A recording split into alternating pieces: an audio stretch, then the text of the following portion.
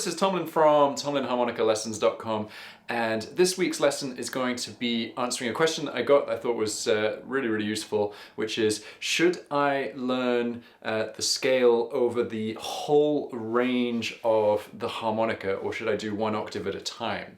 So for this lesson, I'm going to be playing on a C harmonica. I'm playing in second position in the key of G, and to answer the question really bluntly, I would actually say that it's not best to learn the scale all in one over the whole range of the harmonica, and there are a couple of reasons for that. So the first reason, and this is a really important factor, is that I really believe that if you have one octave down, completely nailed, then adding in a little bit below and adding in a little bit above makes it a lot easier, whereas trying to learn the whole range means that you know everything okay, but nothing really well. That's the first reason. The second reason is that quite often a lot of harmonica players don't actually use the same scale over the whole range of the instrument when they're playing a blues. So generally, what harmonica players tend to do in second position, kind of in more traditional harmonica playing, is focus more on the blues scale notes between holes 1 and 6, and then from hole 6 up to hole 9 they tend to switch to the major pentatonic. So let's just really quickly recap the blues scale between holes 2 and 6, and then I'll talk to you about extending the blues scale into the lower octave, and then I'll show you the major pentatonic in the upper octave and why we switch to that. So, blues scale, second position, we're starting on a 2-draw.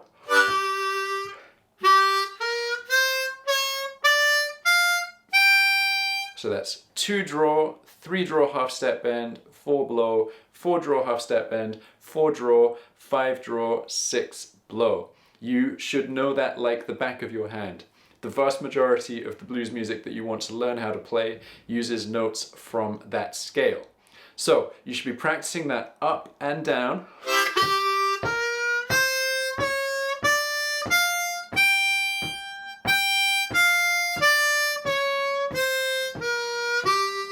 And while you're practicing that, you should be trying to visualize the notes, because it's quite easy to switch off while you're repeating these things and go into autopilot, which means that you'll have quite a good muscle memory of that sequence, 2-draw up to 6-blow and back down again. But if I dropped you in the middle of the scale, if I dropped you on the 4-draw bend and said, right, go down or go up, you might not be able to do it. Whereas if you're actively thinking about what notes you're hitting, you're thinking 2-draw, 3-draw half-step bend, 4-blow, 4-draw half-step bend, 4-draw, 5, you will build up this mental model of where you are on the harmonica. And then it means that you can make very subtle shifts by saying, okay, well, I'm going to change that one note to this note that's outside the scale to get this cool effect. So really visualize that scale. So your first step is learning that, getting really comfortable with it, being able to play it in time, up and down. And then try messing with it. See if you can start on a random note in the middle of the scale, so maybe the 4-draw half-step bend, like I said before, and can you go up or can you go down from that note?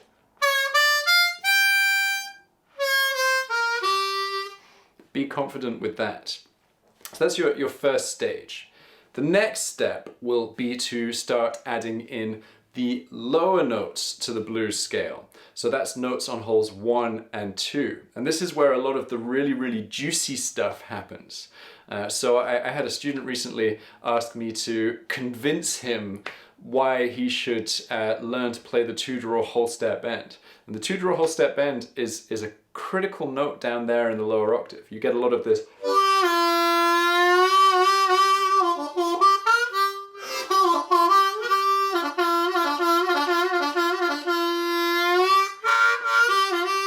A lot of that really bluesy, meaty stuff is down there. So we'll go backwards through the scale.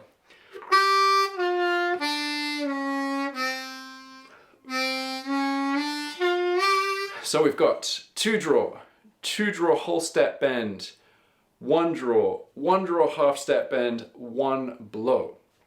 So those are notes that also exist in the middle octave in the first version of the scale that you learnt. They're just an octave lower.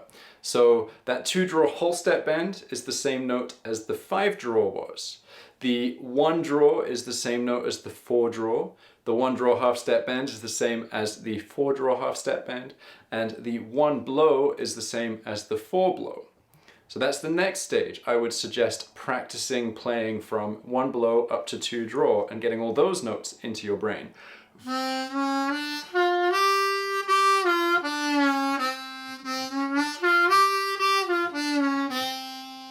And really see if you can kind of run down it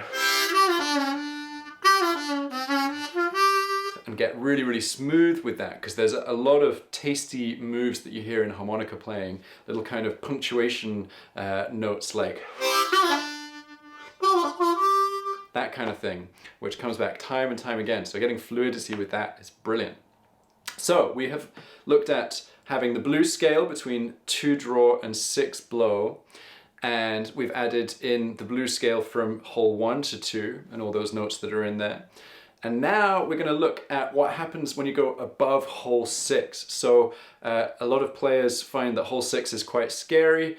Above hole 6 is quite scary. I am one of those players. This is something that I've worked on quite a lot recently. I'm still working on. I want to get more confident with it. But the thing that I've noticed from really, really great players throughout the last kind of 50, 60 years is that they don't usually play the blues scale above hole 6. And the reason for that is because you have to play some pretty tough notes if you want to play the blues scale up there. You have to play overblows and overdraws. So we get... So that's an overdraw that I'm struggling to get there. I don't really do them. So you can play that blues scale, the notes are there physically, but it's quite tough. So instead of making life difficult for yourself, you make a switch to a different scale. And the scale that you use between holes 6 and 9 is the major pentatonic scale, which is really, really nicely laid out. So you start on that 6 blow, 6 blow, 6 draw, 7 draw, 8 draw, 8 blow, 9 blow.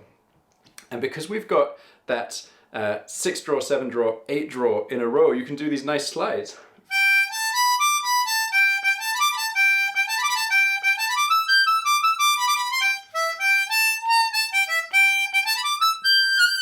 Okay, I had one sneaky overblow in there. I can't help myself. I love that 6 overblow. But if you listen to that,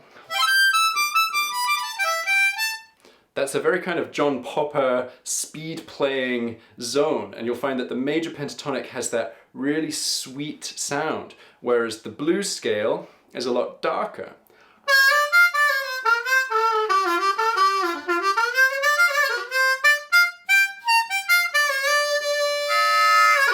Major pentatonic.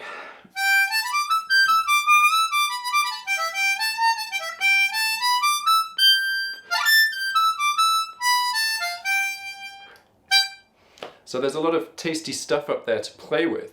So instead of learning the blues scale over the whole range of the harmonica, which is interesting as an academic exercise, think about making that switch and using the lower end to have the kind of darker tasting stuff, and then the upper end to have that sweet melodic kind of playing.